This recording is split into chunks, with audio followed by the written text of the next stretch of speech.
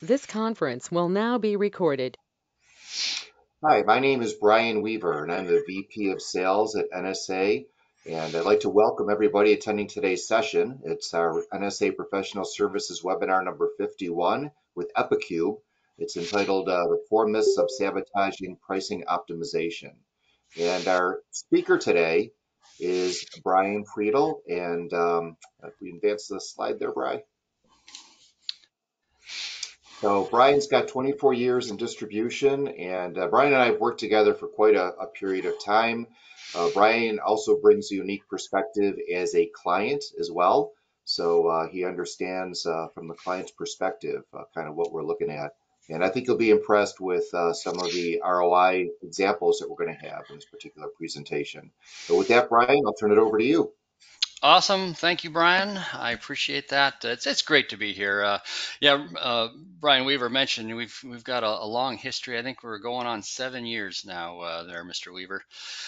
Really a privilege to be associated with NSA, to work with the team there, and of course Brian himself. So that's super happy to be here. I want to hover just a second on who is Epicube. We have been around for over 20 years, so not our first rodeo. All we do is distribution. It's what we live, eat, and breathe. My story of being in distribution for 24 years, I ran an electrical distributorship for 13 of those, is not unique. Almost everybody in the company has spent time in a distribution organization somewhere along the way, as a pricing manager, as an executive, working their way through the organization, whatever it is. So we eat, sleep, breathe. It's our thing. So when you call us with challenges, things you want to talk about, we know what you're talking about, and can react and offer some best practices. It's our claim to fame.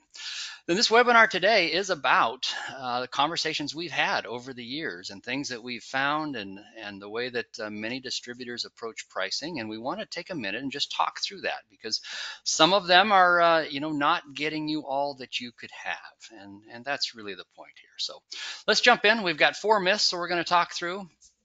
First one is this idea that pricing optimization always means raising prices. Um, and to talk about this, we have to start really at the fundamentals, right? It's capitalism. We're all pretty familiar with capitalism, right? I mean, you're trying to charge as much as you can, absolutely. Consumers need something, and they're trying to spend as little as possible to get that, while still getting the value that they're seeking. The challenge, of course, is who gets to decide what sufficient quality and service is, and sadly, not us. Right? That's the customer that gets to decide that. And it feeds into this idea that pricing, it is dynamic, right? The value that you provide drives the price up. Excellent. Hope you've got strong value props. I'm sure you do. But on the other hand, the competitors are driving the price down, right? And we have seen some macroeconomic stuff over the last 4 years. I mean, look at the supply chain challenges, inventory gluts, the economy is all over the map right now. And the reality is sometimes there is pressure to decrease pricing. And you have to do that to stay competitive, because think about it, the goal is not the highest margin percentage. The goal is the most profit, and sometimes that does mean decreasing pricing. So the real reality there is that pricing optimization is really about pricing for maximum profit under any circumstances that you come up. It's getting to the right price as opposed to the highest price. And how do you know that? It's about data. And we're going to talk about this is a running theme. Spoiler alert: we're going to come across data multiple times here as we talk, but it's in there. The other thing is, you get this competitive feedback from your sales team. You get, pressure from the CFO, the executives, of how they want to see the pricing done and the margin that you need. And all of this is about good communication and an understanding of the goals and the processes. And a key component of that is us here at Epicube using a pricing tool that is transparent. Not our job to tell you what to price something. Our job is to shine a big old flashlight on it so that you can understand and make the choices you need to make to get the most out of every deal and make sure you're not leaving money on the table. And why does this matter, right? Well, if your team is discounting, they tend to be larger than they need to be.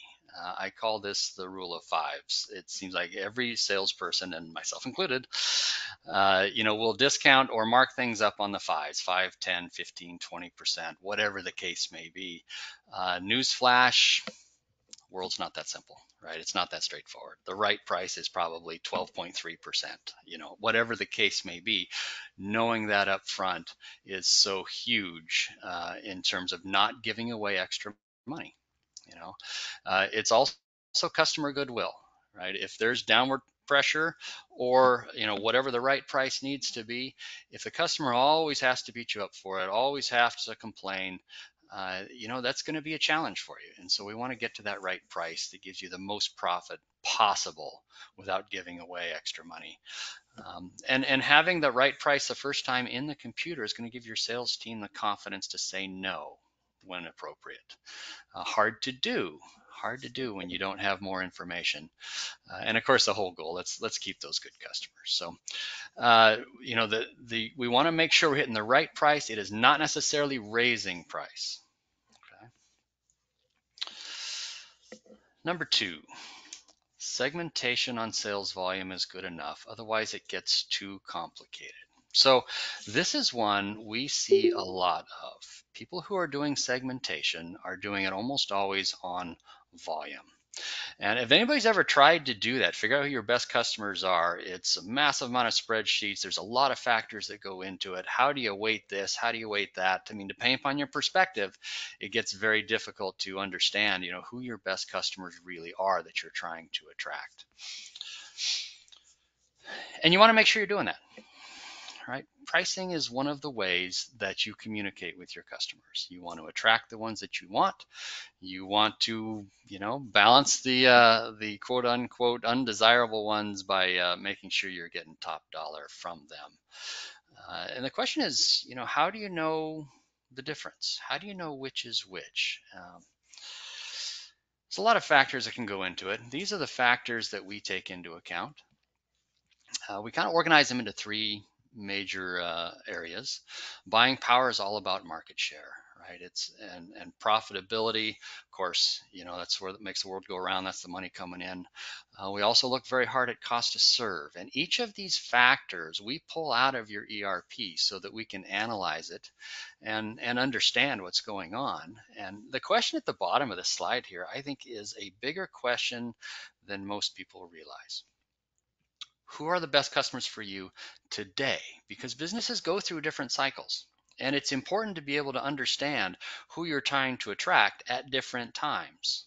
Right? There's a big difference between if you're just making a market share grab and you're going after that volume play, great, more power to you, go get them. But on the other hand, let's say you're a company, maybe for whatever reason, maybe you've been doing acquisitions, you've got some things going on that maybe cash flow is your biggest challenge. Well, that high volume, low margin customer is the worst customer you could have, right? Now you're getting into the cost to serve end, and that may be more important to you today. Tomorrow that may change. So the reality is good segmentation is vital to aligning your pricing with what your business needs. It's vital to identifying pricing levels for the customers and how they can improve the situation. Very key point there, because knowing why a customer is an A customer or a customer is a C customer, it makes a huge difference in the conversation that you might have. If you've got a good segmentation tool, frankly, such as ours. Ours is super cool. We actually give you all of these factors with sliders, and you can weight how much you care about each one of them, and then find out who bubbles to the top on your customer list. And it takes all of 30 seconds, 45 seconds. When it's that quick and that easy, you can even run what-if scenarios. Let's figure out, if I value it this way, who are my best customers? And when we do an implementation at Epicube, this is a really fun section because there are always surprises. There are always surprises about who we thought was A, B, or C, or D. Sometimes even outrage from the sales team, right? That's, no, that person's an A. I know they are. Well, no, actually they're not. And here's why. It's an interesting thing. And one of the things that you get to do, and this is a little bit subtle, but I think we lose sight of it sometimes in distribution, this idea that we're going to actively go out and attract the customers that we want the most, as opposed to just taking whatever comes and trying to sell just as much as we can every day. Well, sometimes you don't really want to do that. And this idea that if you can define who your best customers are based on the attributes that you want in them, that's the healthiest thing for your business today, you're taking back control of your stance in the marketplace. And I think that's huge. And of course, we're trying to attract and retain good customers. It's also a sales tool. Think about this. When you get that list of customers, A through D, they're all listed out. Here's all my A's, my B's, my C's, my D's. You also, with us, get to see which of all of those data points, how they ranked in those as well. So you can see, well, this is a C customer because of these 3 data points. So what can we do? What a great sales tool. Sales team can go have something to talk about with them beyond, hey, do you need anything today? It's, hey, let's talk about all the returns that you're doing. I need you to not return 15% of everything you buy, and if you do that, I can get you a better price. Or how about if we don't send the truck out here 3 times a day, let's send it out once every 3 days. I can get you a better price. You start to corral some of this behavior and turn them into better customers, which necessarily and profitably you reward. The last one is a prioritization tool. If you know who your A and B customers are, how much would it be worth to your organization to know that your sales team is spending most of their time just on those folks? It's huge, right? Let's double down on where the good money is for the company. And by having a really solid segmentation tool like ours, you have an ability to do that and direct traffic in a way that is very profitable to the company. Okay, our first pause. Any questions, Brian? Yeah, so again, I would invite people to enter into the chat any questions they have. I actually have a couple of them. One of them is on segmentation. I have Okay. multiple verticals in the market. Can I separate each one I'm doing with segmentation? Yes. Yet not only can you, but you really should, because if you think about pricing different groups or different verticals in your market, right? Many of them are very different, right? My pricing scheme strategy for a contractor may be very different than an end user or an OEM, versus a residential, building project, something like that. So yes, we encourage that very much. So you're going to get multiple verticals that are all put together that way with their own segmentation. So yes, 100%. Oh, terrific. I actually have another question as well. Huh? Let me see here. So, what if I want to look at factors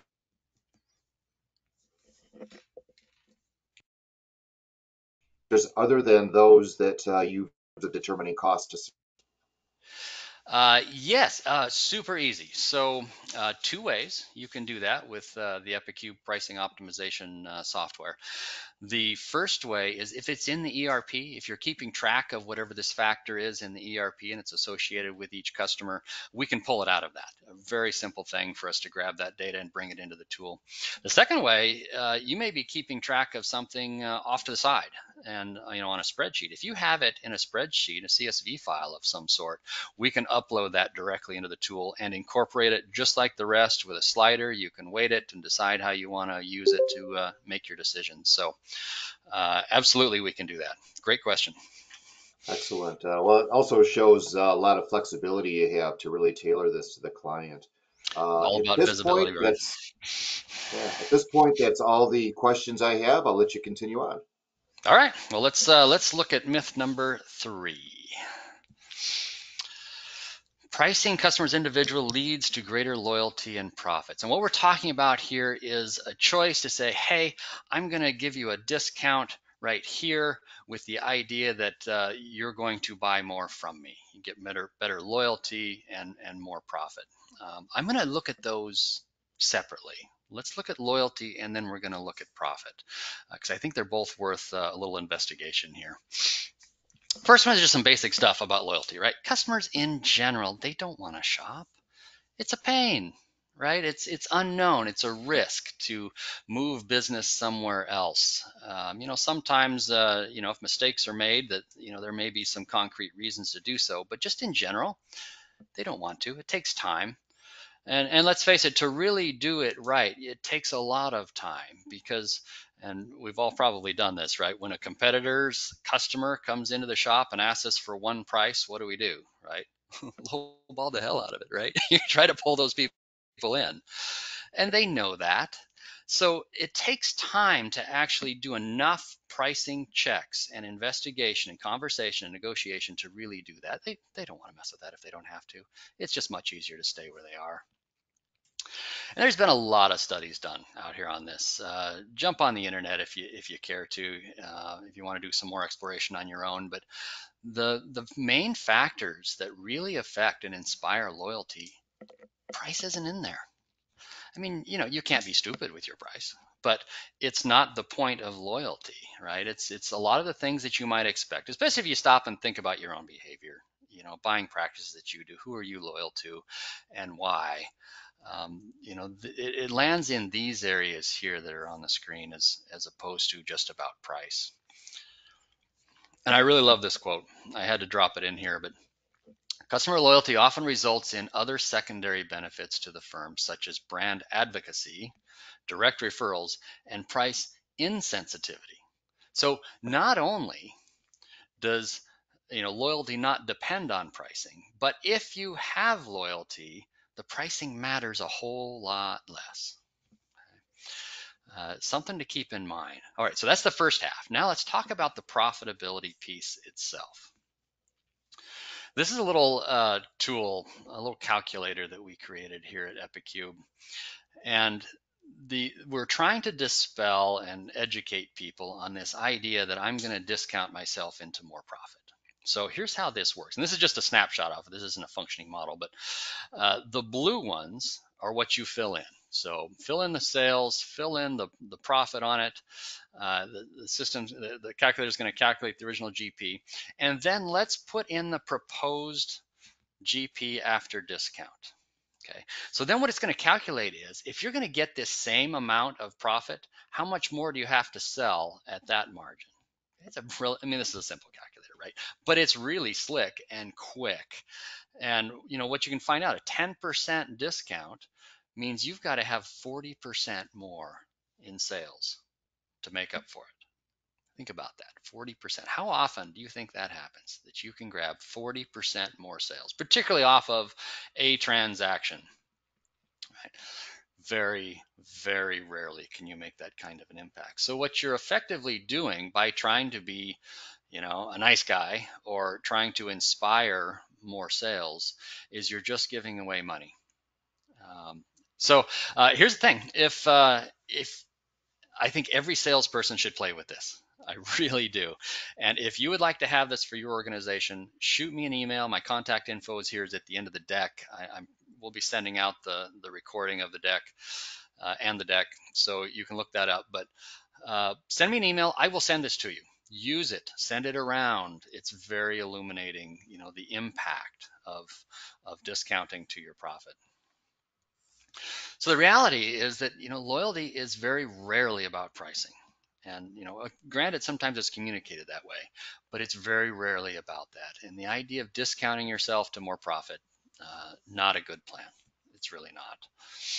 So, I mean, why does this matter? Well, these are huge, right? Obviously, don't give up profit unnecessarily, right? That's the whole point. That's why you have pricing optimization software. So you're not leaving money on the table, right? But the other thing is, if your sales team is thinking that they can discount into loyalty, then they're not focusing on the things that they really do need to be focusing on, right? So dispel that rumor, that idea, so they can go back to really hitting the things that make a difference when it does come to loyalty. All right, our fourth and final myth. Perception and tribal knowledge are reliable sources for pricing decisions. You know right where I'm going with this already, right?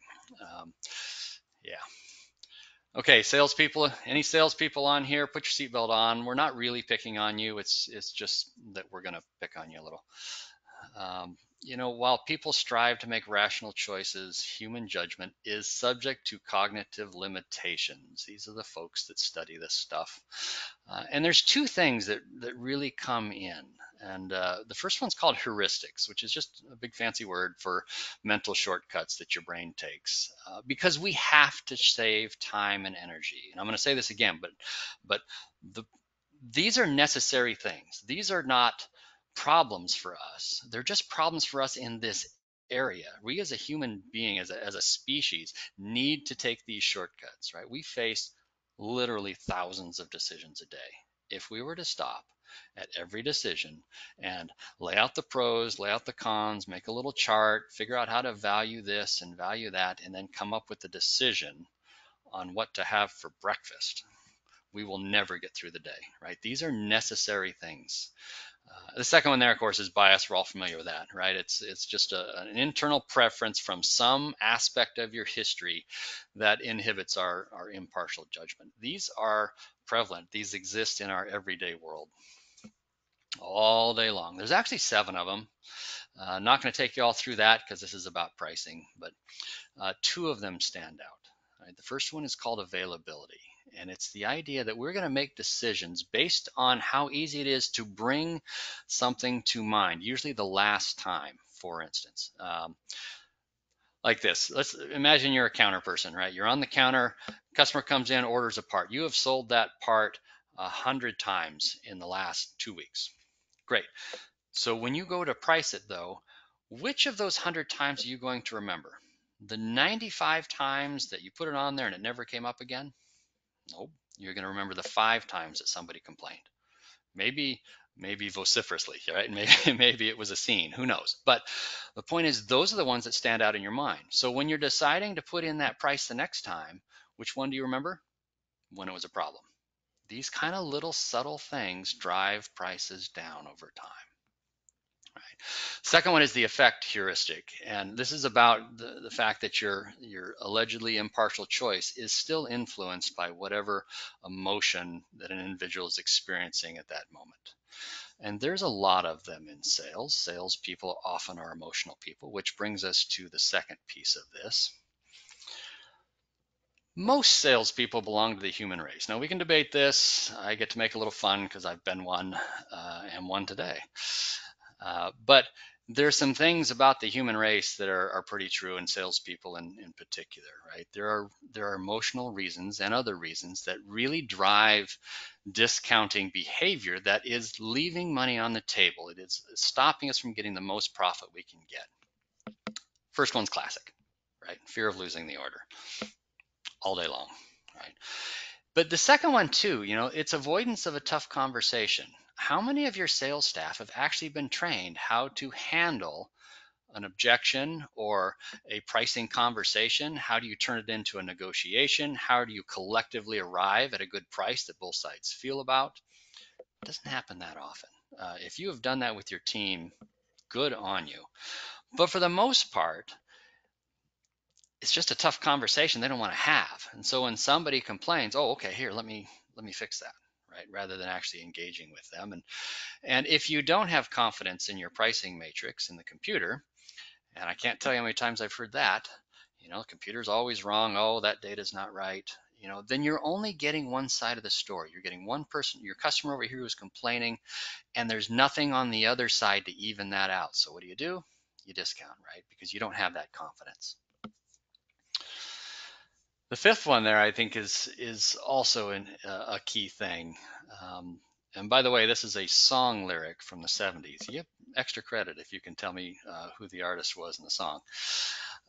But the point of this is, when your price is too high, you hear about it, right?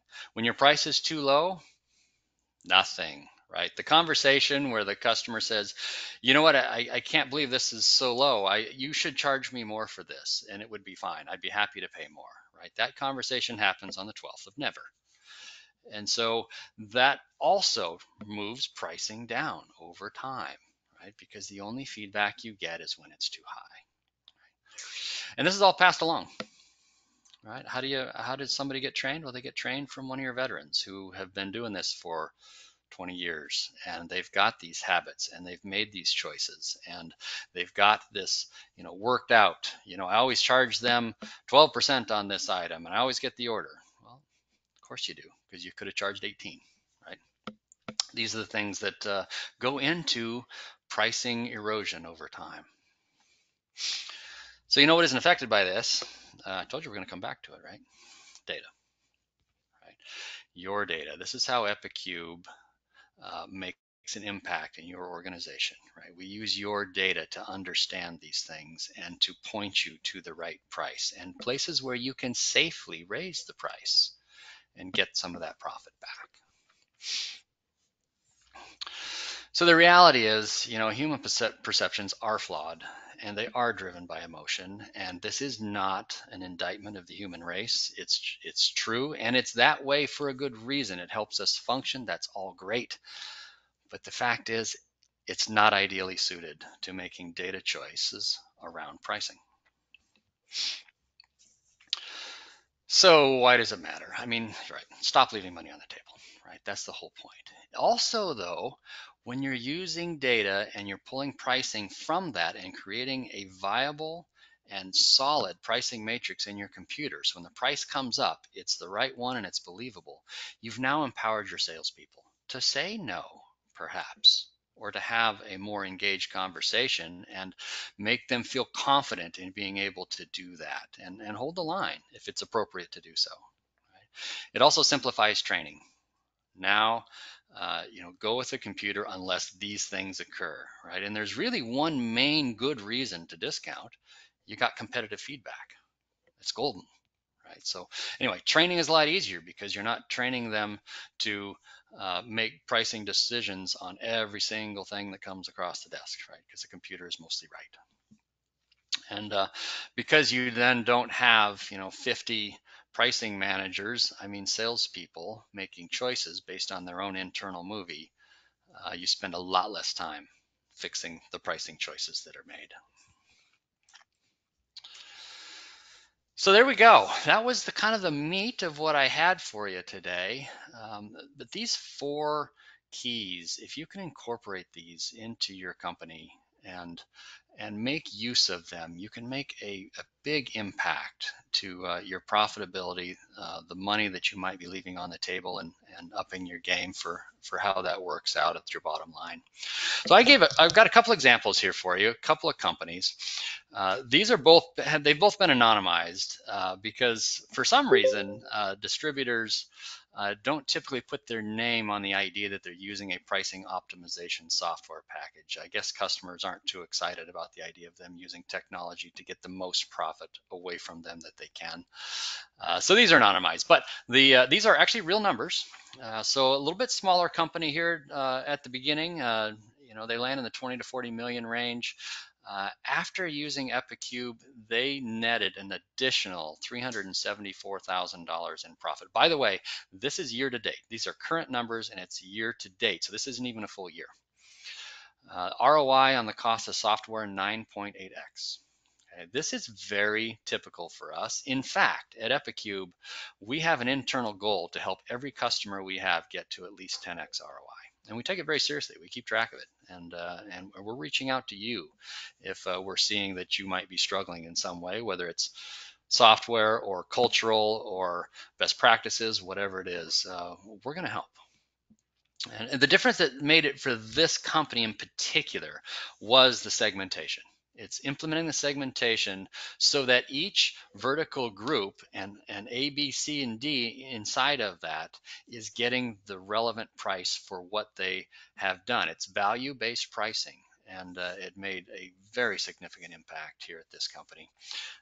374,000 is a number that I think most of us would like to have. If you don't care to have that, I will give you my address and you can send it my way. Here's a second one, a little bit larger. They're in the 100 to 200 million category. Again, after implementing Epicube, 612,000 of additional profit. This is again year to date. Current number this year, year to date. This is only profit from pricing changes that were made using the software. This is not overall economic things. We separate out and we look at only the pricing records that have been changed based on what the software recommends and shows. So it's a true number of the difference between having the software and not having the software. ROI on this one, 10.1. Love it. It's just right in the sweet spot.